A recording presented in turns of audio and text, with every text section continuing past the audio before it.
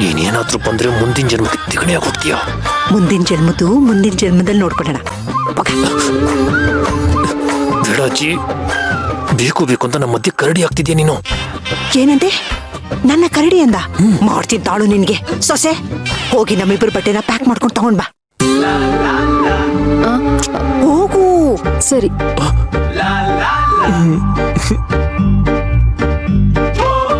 ಅಯ್ಯೋ, ನಾನು ಹನಿಮೂನ್ ಕತೆ ಮುಗೀತು.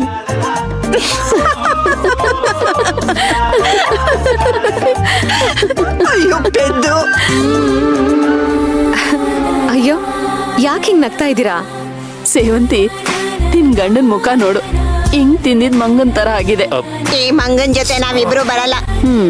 ಸರ್, ಯಾಕೆ ಅವ್ರಿಬ್ರು ಬರಲ್ಲ ಅಂತಿದ್ದಾರೆ? ಕಣ್ಣಲ್ಲಿ ಏನಾದ್ರೂ ಬರ್ಬೇಡ ಅಂತ ಸನ್ನೆ ಮಾಡಿದ್ರಾ ನೀವು? ನಿಜ ಹೇಳಿ.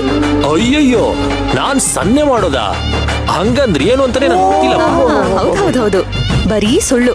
ಇಲ್ಲೇನೋ ನಿಮ್ ಕಿತಾಪತಿ ಇದೆ ಅಂತ ನನ್ಗೆ ಚೆನ್ನಾಗ್ ಗೊತ್ತು. ಅತ್ತೆ, ಅಜ್ಜಿ, ನೀವಿಬ್ರು ಬರ್ಬೇಕು ಅಷ್ಟೇ. ನೀವೇನಾದ್ರೂ ಬರ್ಲಿಲ್ಲ ಅಂತಂದ್ರೆ ನಾನು ಹೋಗಲ್ಲ ಅಷ್ಟೇ. ಸೇವಂತಿ ಸೇವಂತಿ ಸೇವಂತಿ ಸೇವಂತಿ ಸೇವಂತಿ ಎದ್ದೇಳಮ್ಮ, ನೀನು ಎದ್ದೇಳು. ನೋಡು, ನಿಜವಾಗ್ಲು ಪ್ರಾಮಿಸ್, ನಿನ್ ಗಂಡ ನಮ್ಗೇನು ಸನ್ನೆ ಮಾಡ್ಲಿಲ್ಲ. ನಾವೇ ಬರ್ಬಾರ್ದು ಅಂತ ಮುಂಚೆನೆ ನಿರ್ಧಾರ ಮಾಡಿದ್ವಿ. ಸುಮ್ನೆ ಅತ್ತೆ ಅವ್ನ್ ಕಾಲು ಎಳೆಯೋದಕ್ಕೆ ಬರ್ತೀವಿ ಅಂತ ಹೇಳಿದ್ದು ಅಲ್ವಾ ಅತ್ತೆ? ಹಾಗಾದ್ರೆ ನೀವ್ ನಿಜವಾಗ್ಲೂ ಬರಲ್ವಾ? ಏಯ್, ನಮ್ಗೇನ್ ಬುದ್ಧಿ ಇಲ್ವೇನೋ ಅವಳು ಬಾ ಅಂದಿದ ತಕ್ಷಣ ಬರೋದಕ್ಕೆ? ಅತ್ತೆ, ಸೇವಂತಿ, ನಮ್ಗೆ ನಿಮ್ ಜೊತೆ ಬರ್ಬಾರ್ದು ಅಂತ ಏನೂ ಇಲ್ಲ. ಆದ್ರೆ ಈ ಸಲ ಬೇಡ ಅಷ್ಟೇ. ನೆಕ್ಸ್ಟ್ ಟೈಮ್ ಅವ್ನ್ ಫ್ರೀ ಆಗ್ತಾನಲ್ಲ, ಅವಾಗ ಖಂಡಿತವಾಗ್ಲೂ ನಾವೆಲ್ಲ ಹೊರಗಡೆ ಹೋಗೋಣ. ಅಲ್ಲ ಸೇವಂತಿ, ನಮ್ಗೆ ಈ ಬೇರೆ ದೇಶಕ್ಕೆಲ್ಲ ಹೋಗೋಕ್ ಇಷ್ಟ ಆಗಲ್ಲ. ಯಾವ್ದಾದ್ರು ದೇವಸ್ಥಾನ ಕರ್ಕೊಂಡು ಹೋಗು, ಬರ್ತೀವಿ ಆಯ್ತಾ? ಒಂದ್ ಕೆಲ್ಸ ಮಾಡಿ, ನಾನ್ ಸಾಯದೊಳಗಡೆ ಕಾಶಿನ್ ತೋರಿಸ್ಬಿಡಿ.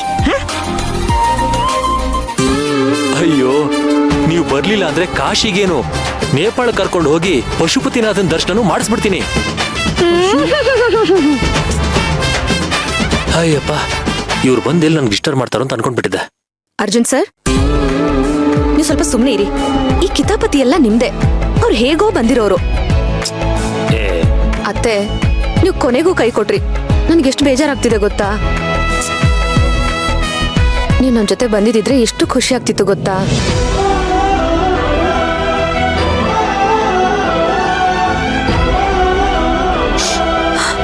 ಪಾಪ ಸೇವಂತಿ ಎಷ್ಟು ಒಳ್ಳೆ ಹುಡುಗಿ. ಈ ಮನೆಗೋಸ್ಕರ ಇಷ್ಟೆಲ್ಲ ಒಳ್ಳೇದ್ ಮಾಡಿದಾಳೆ. ಒಂದ್ಸಲನಾದ್ರೂ ತಿರುಗಿ ನನ್ನ ವಿರುದ್ಧವಾಗಿ ಮಾತಾಡ್ದವಳೆ ಅಲ್ಲ. ಅಂತವಳಿಗೆ ಮೀರಾ ಸರಿ ಸಾಟಿ ಆಗ್ತಾಳ? ನಾನು, ಅರ್ಜುನ್, ಸೇವಂತಿ 3 ಜನ ಒಟ್ಟಿಗೆ ಆಚೆ ಹೋಗ್ತಿರ್ಬೇಕಾದ್ರೆ ಸೇವಂತಿ ನಾನು ಎಷ್ಟು ಹೇಳಿದ್ರು ಕೇಳ್ತಾನೆ ಇರ್ಲಿಲ್ಲ.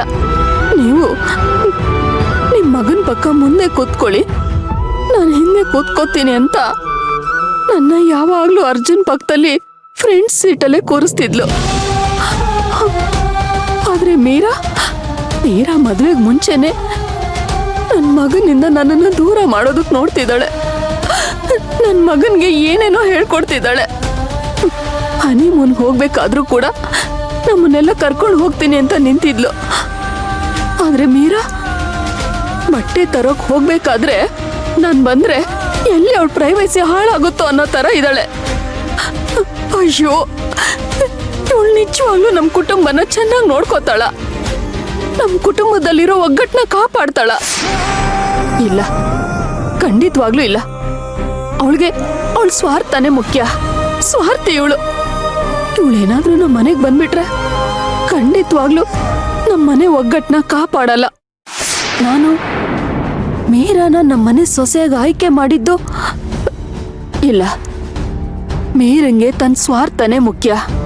ಈ ನಮ್ ಕೂಡು ಕುಟುಂಬಕ್ಕೆ ಮೀರಾ ತಕ್ಕ ಸೊಸೆ ಆಗೋದಕ್ಕೆ ಸಾಧ್ಯನೇ ಇಲ್ಲ. ಅಯ್ಯೋ ಪರಮಾತ್ಮ, ನಾನು ಮೀರನ್ನ ಆಯ್ಕೆ ಮಾಡಿ ಏನಾದ್ರೂ ತಪ್ಪು ಮಾಡ್ಬಿಟ್ನಾ? ನೀನ್ ಯಾಕೆ ಇಷ್ಟು ರಿಯಾಕ್ಟ್ ಆಗ್ತಿದ್ಯಾ? ಏನ್ ಯಾವಾಗ್ಲೂ ನಾನು ನಿನ್ ಸೆರಗಿ ಇಟ್ಕೊಂಡು ಓಡಾಡಕ್ಕಾಗತ್ತಾ? ಪರವಾಗಿಲ್ಲ, ನೀವು ಮನೇಲೇ ಇರಿ. ನಾನು ಅರ್ಜುನ್ ಸರ್ ಹೋಗಿ ಬರ್ತೀವಿ. ಸ್ವಲ್ಪನಾದ್ರೂ ಅವಳ ಜೀವನದಲ್ಲಿ ಖುಷಿ ಸಂತೋಷ ಸಿಗ್ಲಿ ಅಂತ ಬಯಸು. ಅದನ್ ಬಿಟ್ಟು ಎಲ್ಲದಕ್ಕೂ ನೀನ್ ಯಾಕೆ ಮೂಗ್ ತೋರ್ಸ್ಕೊಂಡ್ ಬರ್ತೀಯಾ?